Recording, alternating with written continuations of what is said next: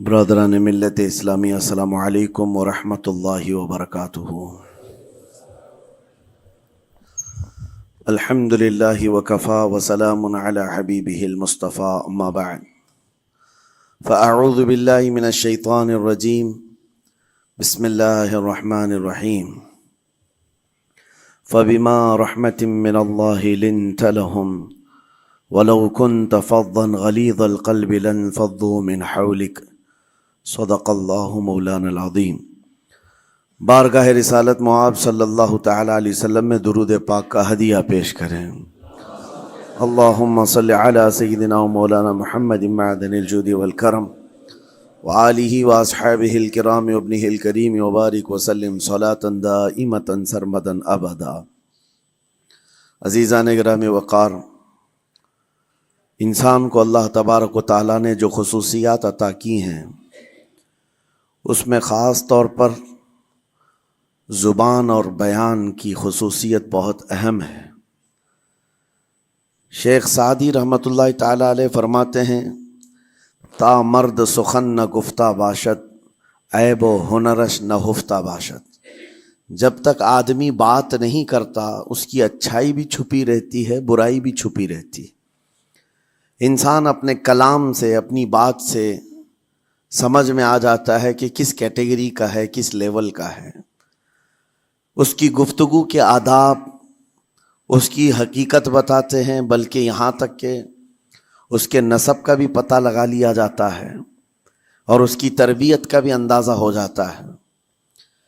حضرت لقمان حکیم سے پوچھا گیا نیکی کس کا نام ہے، تو آپ نے فرمایا دو چیزیں اور بہت چھوٹی ہیں۔ نیکی دو چیزیں ہیں جو بہت چھوٹی ہیں۔ کہا کیا ہے؟ کہا کہ ملاقات میں لوگ اپنے بھائیوں سے مسکرانا اور نرم گفتگو کرنا۔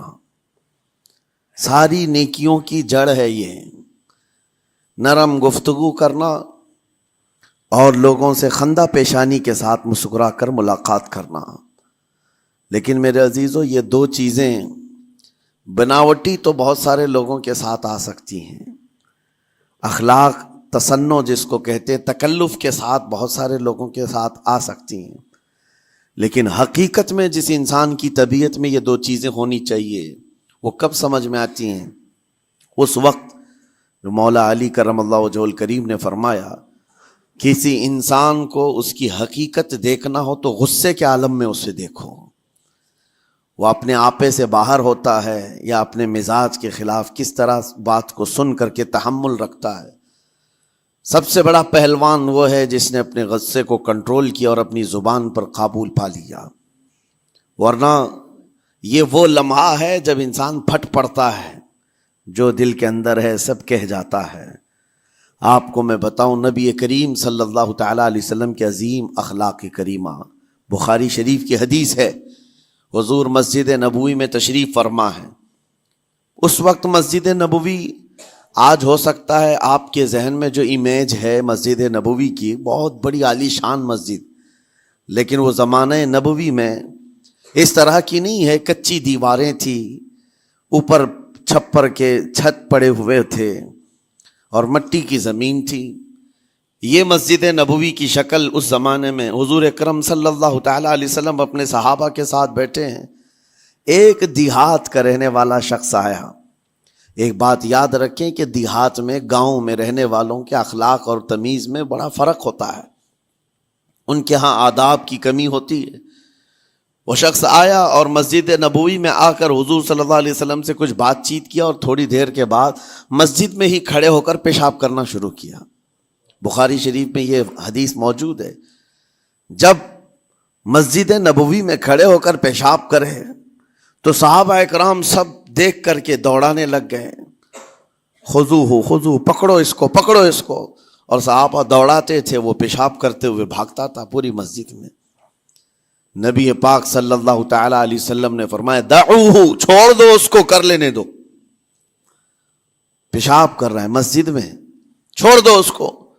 جب وہ صحابہ اکرام حضور کا حکم سنتے ہیں سب پیچھے ہٹ گئے۔ تھوڑی دیر کے بعد نبی کریم صلی اللہ تعالی علیہ وسلم نے صحابہ سے فرمایا پانی کے ڈول بھر کر کے لائے جائیں۔ صحابہ سے ہی منگوایا، پانی کے ڈول بھر کر کے لائے گیا اور مسجد نبوی کے میدان میں فرش پر بہایا گیا اور صاف کیا گیا۔ اب وہ شخص نہایت ہی ڈرا سہما کھڑا تھا، میرے ساتھ کیا ہوگا پتہ نہیں، میں نے پیشاب کیا، اب مجھے یہ لوگ قتل کر ڈالیں۔ نبی کریم صلی اللہ تعالی علیہ وسلم نے قریب بلایا اور فرمایا، نہایت نرم گفتگو کے ساتھ حضور فرماتے ہیں، یہ اللہ کا گھر ہے، یہاں پیشاب نہیں پیشانیاں رکھی جاتی ہیں۔ بس یہ جملہ ہے، بخاری شریف میں موجود ہے، یہاں عبادت کی جاتی ہے۔ اتنا کہہ کر رخصت ہو گئے، رخصت کر دیا۔ وہ دیہات سے آیا ہوا جو نوجوان تھا یا شخص تھا، باہر نکلتے ہی وہ کلمہ طیبہ پڑھ کر حضور کی غلامی میں شامل ہوا۔ میں نے وہ بلند عالی اخلاق نہیں دیکھے۔ نبی کریم صلی اللہ علیہ وسلم کے بارے میں قرآن کہتا ہے، فَبِمَا رَحْمَةٍ مِّنَ اللَّهِ لِنْتَ لَهُمْ، اللہ کی رحمت سے آپ لوگوں کے لیے نرم ہیں، اس لیے لوگ آپ کے ارد گرد لگے ہوئے رہتے ہیں۔ وَلَوْ كُنْتَ فَظًّا غَلِيظَ الْقَلْبِ لَانفَضُّوا مِنْ حَوْلِكَ، اے رسول اگر آپ سخت دل ہو جائیں تو پھر یہ سب چھٹ جائیں گے، آپ سے دور ہو جائیں گے۔ اس رسول کے لیے جب کہا گیا ہے کہ اگر آپ سخت ہو جائیں تو لوگ چھوڑ کر کے دور ہو جائیں گے، تو ہمارے اور آپ کے لیے کس قدر لہجے کی پابندی ضروری ہے۔ ہاں عزیزان گرام وقار، اپنی گفتگو، اپنے کلام، اپنی بات چیت سے آپ اپنے سلیقے بتاتے ہیں۔ گالی گلوچ کرتے ہوئے جن کی صبح شامیں ہوتی ہیں، ان کو دیکھ کر کے ہی پہچان میں آ جاتا ہے کس گھر سے یہ تعلق رکھتا ہے، کہاں ان کی تربیت ہوئی ہے، کس طرح ان کے آداب سکھائے گئے۔ اسی لیے میرے عزیزو، بچوں کو آوارہ بھی نہ چھوڑ دینا کہ وہ اپنی زبان گلی کوچوں سے سیکھ کر کے جائیں۔ کل کو ہوگا یہ کہ اس کی زبان کی وجہ سے لوگ تمہیں تان و تشنیع کریں گے، اس کا باپ ایسا ہوگا اس لیے بچہ ایسا ہے، اس کی ماں اس طرح ہوگی اس لیے اس کی گفتگو ایسی ہے۔ کیونکہ موسٹلی زیادہ طور پر بچے اپنے ماں باپ کے اخلاق کو نقل کرتے ہیں، ٹرانسفر ہوتی چلی جاتی ہیں۔ ایک بار حضور اکرم صلی اللہ تعالی علیہ وسلم مسجد نبوی سے باہر نکل کر جا رہے ہیں۔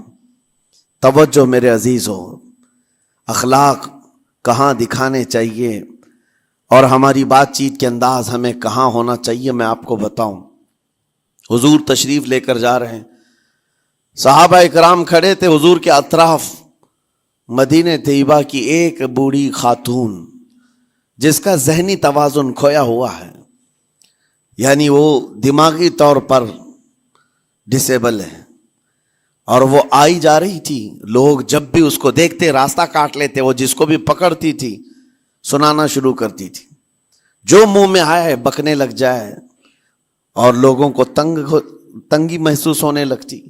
صحابہ نے دیکھا کہ یہ عورت آ رہی ہے، حضور کی طرف آ رہی ہے، سب نے حضور صلی اللہ علیہ وسلم کو گھیر لیا، اس کا راستہ روکنے کے لیے اب آئے گی۔ اور نبی کریم صلی اللہ علیہ وسلم کے پاس اگر زبان درازی کرنے لگ جائے، پاگل عورت ہے، اور بک بک کرنے لگ جائے، حضور پاک صلی اللہ علیہ وسلم کے ادب میں کہیں کمی نہ آ جائے۔ صحابہ کا یہ ہمیشہ اہتمام رہتا۔ حضور اکرم صلی اللہ علیہ وسلم نے دیکھا تو صحابہ سے کہا، ہٹ جاؤ، اس کو آنے دو، ہٹ جاؤ، اس کا راستہ چھوڑ دو۔ صحابہ نے کہا، یا رسول اللہ صلی اللہ علیہ وسلم، اس کا ذہنی توازن ٹھیک نہیں ہے، دماغی طور پر وہ عورت ٹھیک نہیں ہے، وہ آئے گی اور لمبی باتیں کرتی ہے، لا یعنی باتیں کرتی ہے، کہیں آپ کی شان پاک میں کوئی گستاخی نہ ہو جائے۔ صحابہ روک رہے تھے، حضور پاک صلی اللہ علیہ وسلم نے سختی سے فرمایا، ارشاد فرمایا، ہٹ جاؤ، اس کا راستہ چھوڑ دو، مجھے پتا ہے پورے مدینے میں اس کی کوئی نہیں سنتا، میں بھی نہ سنوں تو کس کو سنائے گی، اگر میں بھی نہ سنوں تو وہ کس کو سنائے گی۔ یہ میرے مصطفیٰ کریم صلی اللہ تعالی علیہ وسلم کے دربار عالی جاہ کی وہ بلند اخلاق کریمانہ کی ایک مثال ہے، جس کو خود میرے آقا نے فرمایا، بعثت لأتمم مکارم الاخلاق۔ عزیزان گرام وقار، لوگوں کے آج حالات ایسے ہیں کہ اچھے لوگوں کے ساتھ اخلاق الگ دکھائے جاتے ہیں، چھوٹے لوگوں کے ساتھ اخلاق الگ دکھائے جاتے ہیں۔ سٹیٹس کا آدمی ہو تو اس کے ساتھ ملنے کے طریقے الگ ہیں، اور غریب کوئی آ جائے، فقیر کوئی آ جائے تو اس سے ملنے کا انداز الگ ہو جائے. یہ نہ ہو، یہ ہم سب کے لیے نصیحت ہے. اسی ممبئی کی سرزمین پر میں